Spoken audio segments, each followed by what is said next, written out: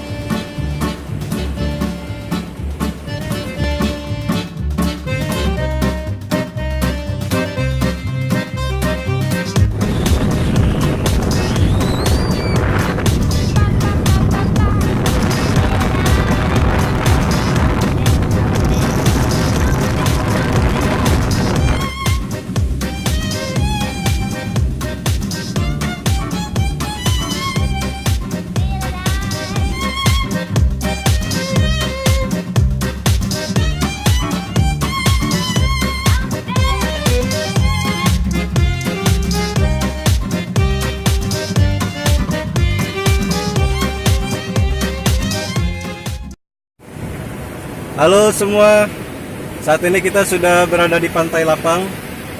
Lihat, ini banyak sampah berserakan karena memang ini lagi musimnya gelombang-gelombang datang membawa sampah-sampah dari pantai lain. Jadi misalnya kita lihat sekeliling ini banyak sekali sampah. Dan memang benar bahwa pantainya sedang berombak. Dan saat ini saya sedang berada di depan pantai pertemuan dua gelombang. Jadi gelombang kanan dan kiri saling bertumbukan. Nah, mungkin ini yang dinamakan dengan rip current.